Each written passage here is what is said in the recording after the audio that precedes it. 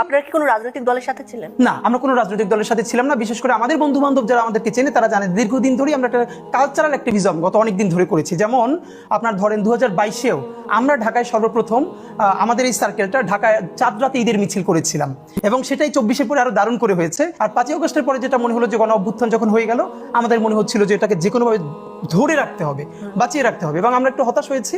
আমরা ভাবছিলাম 5ই আগস্টের পরে বাংলাদেশের বড় রাজনৈতিক দলগুলো, বিশেষ করে বিএনপি, জামাত ইসলামী বা অন্যান্য দল, তারা পুরো জাতিকে একত্রিত রাখবার জন্য শাহবাগে বা প্রত্যেকটা বিভাগের বড় বড় একটা জায়গায় অ্যাটলিস্ট 15 দিন 30 দিন ধরে প্রতিদিন একটা নির্দিষ্ট সময়ে একটা গণজমায়েত করবে, যাতে মানুষ একতাবদ্ধ থাকে।